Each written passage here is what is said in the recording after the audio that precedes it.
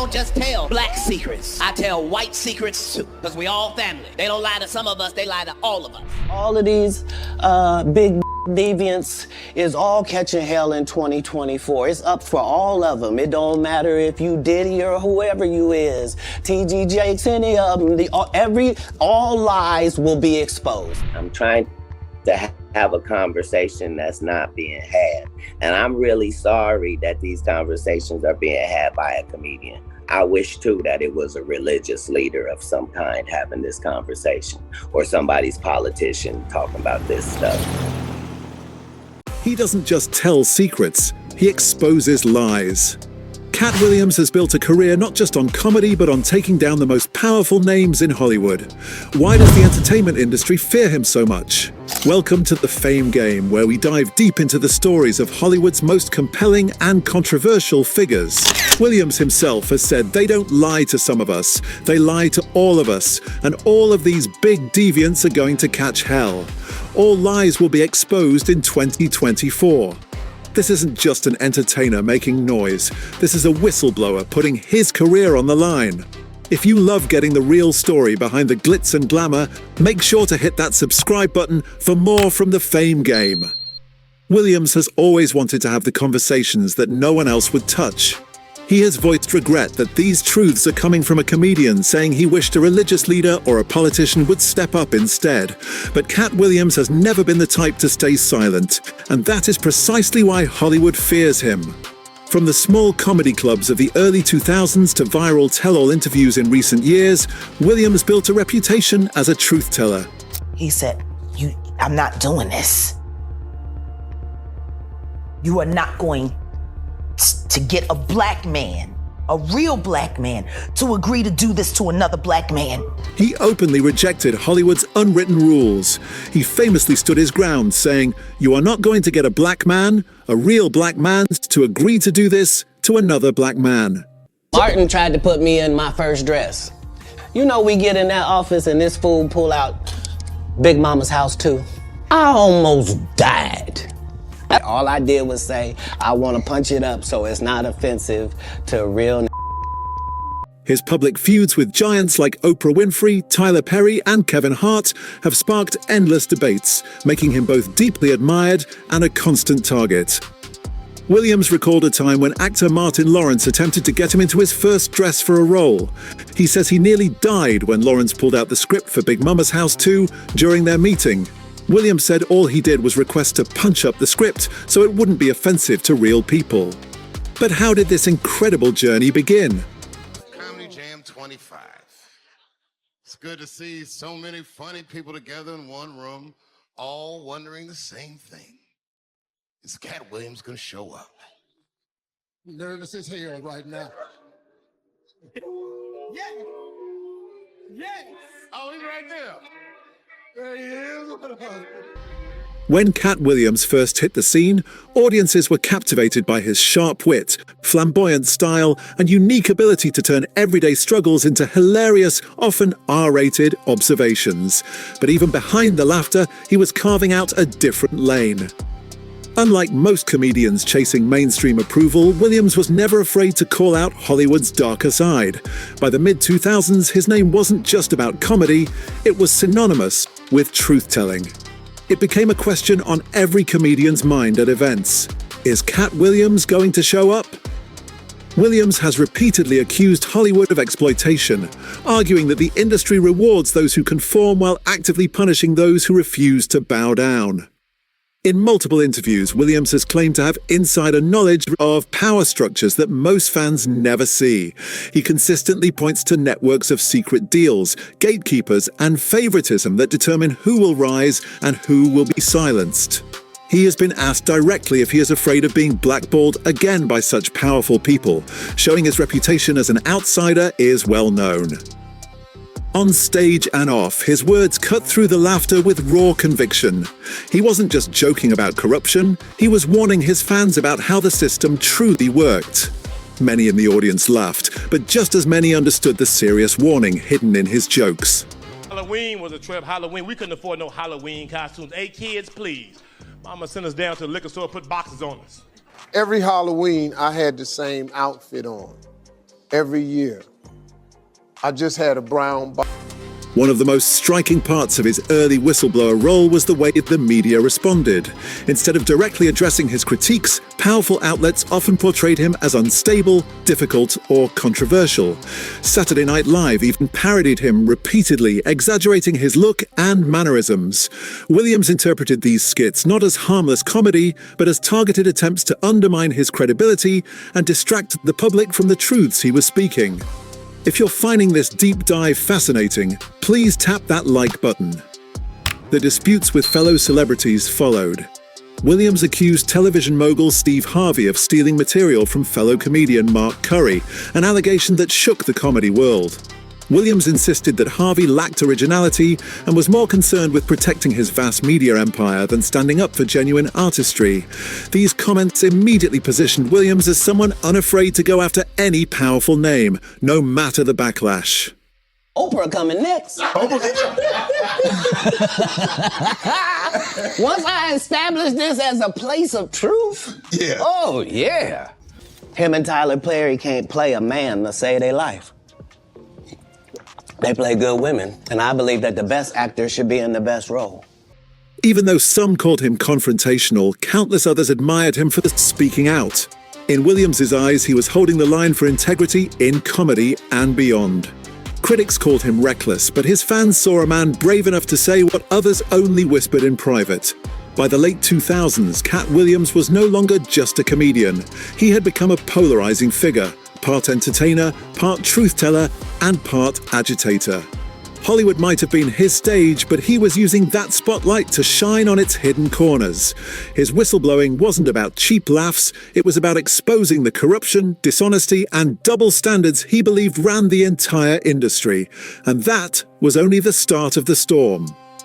Katt Williams' whistleblower image grew even stronger as he started calling out some of the biggest names in entertainment.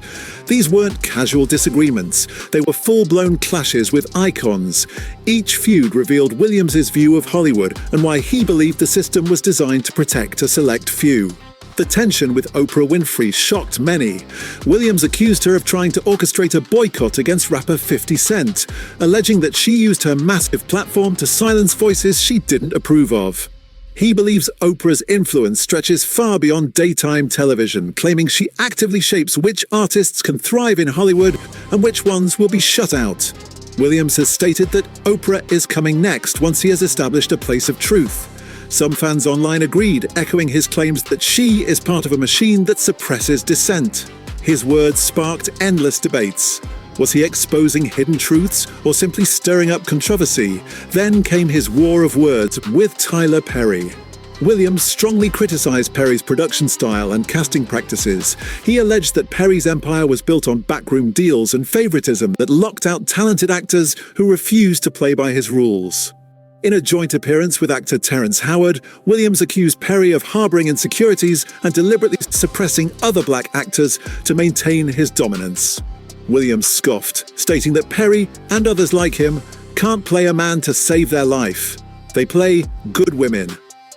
While fans pointed out that Perry had helped launch many careers, Williams insisted that the cost of his success was too high, and that the integrity of the industry suffered because of it. The feud with Kevin Hart, however, has consistently resurfaced. Williams repeatedly accused Hart of taking movie roles that were originally meant for him. He argued that Hart wasn't just a comedian, but a gatekeeper chosen by Hollywood to represent a safe, non-threatening version of black comedy. Williams described Hart's career rise as engineered, not earned, and suggested his success came at the expense of more authentic voices. Hart eventually responded, downplaying the seriousness of Williams' attacks. Hart brushed off the comments as simple entertainment, saying he was content with his career and had no reason to engage in public battles. To Hart, Williams' words were just noise. But to Williams, this response was proof. The industry elevates those willing to play the game while sidelining those who dare to speak the truth. He maintains that if people have serious problems with him, it's not hard to address them directly. Each of these feuds underscored the same theme: Katt Williams against the Hollywood establishment. Whether it was Oprah allegedly pulling strings, Perry running a closed-off empire, or Hart acting as a gatekeeper, Williams saw himself as the lone voice willing to expose it all. And the more he spoke out, the more the entertainment industry began to fear what he might reveal next.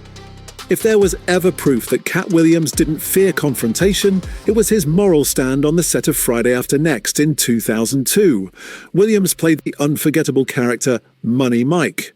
According to Williams, the original script included a scene where his character would be sexually assaulted. He immediately believed this was wrong, arguing it was inappropriate for a comedy and crossed a clear line of taste and integrity. Williams pushed back hard. His refusal to accept the scene forced changes in the final cut. The controversial moment never made it to the screen. Williams' stance was praised by those who later learned about it, especially since Williams revealed that another comedian, Ricky Smiley, was reportedly okay with the original scene. This wasn't a minor detail for Williams. It proved that he valued ethics over shock value. It showed that even as a new actor in a big franchise, he would not compromise his standards for a paycheck. This commitment to integrity extended beyond movies. In interviews, Williams expressed skepticism about cancel culture. He argued that it often targeted people who were already marginalized, while the real power players at the top remained untouched. He framed the issue as one of misplaced accountability, insisting the focus should be on those in positions of control, not the performers struggling against them. This position made him stand out even more in an era where celebrities are quick to apologize or retreat. Williams's personal belief is powerful. In our industry, who pays you is who tells you what narrative you're allowed to use. And I'm not paid. So I own my narrative. That is what makes my opinion valuable at all. He mixed this raw critique into his comedy on his Heaven on Earth tour, addressing exploitation and dishonesty in media. Through it all, Williams made one thing clear: he would never let Hollywood dictate his morals. Williams's reputation as a whistleblower even became linked with Dave Chapelle. Both men are seen as outsiders who refuse to bend to Hollywood's demands, but their relationship is complex. In a 2024 sit-down on Shannon Sharp's Club Shay Shay podcast, Williams praised Chapelle's choice to walk away from his $50 million Comedy Central deal in 2005. He explained that the pressures of the entertainment industry could break even the strongest minds, and it took real courage to walk away.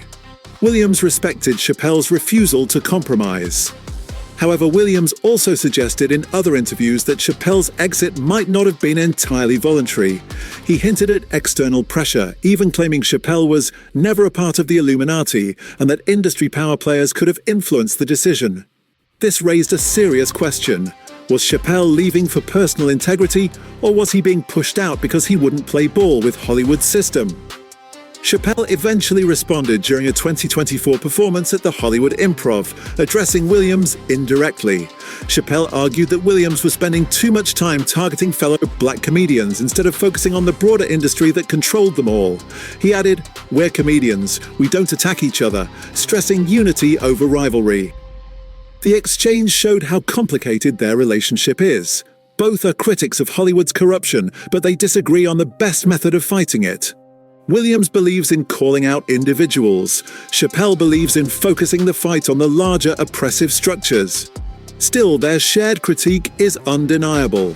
Hollywood is not what it seems. Despite the fame and fearlessness, tragedy followed Williams as well. In August 2025, news broke that Reggie Carroll, a comedian associated with Williams' Heaven on Earth tour, was fatally shot. Reports identified the suspect as Trenell Maris Williams, a security guard who had been working for Katt at the time. The shocking incident cast a shadow over the tour and brought new focus to the volatility surrounding Williams' career. Despite setbacks, Williams continues to double down on his message.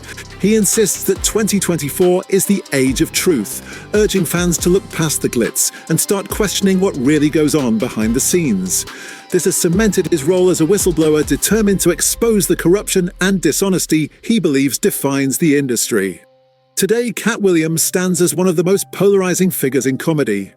Loved by his fans for his unfiltered honesty and deeply disliked by some celebrities for his relentless criticism, he occupies a unique space. It's either fear or respect, whichever word fits. His presence forces Hollywood to pay attention because as he continues to speak his mind, the whole world will be listening. Don't forget to like the video if you want to see more content like this. What do you think? Is Katt Williams a truth-telling hero, or is he just stirring up drama for clicks? Let us know your thoughts in the comments below. Thank you for watching The Fame Game. We'll see you in the next one.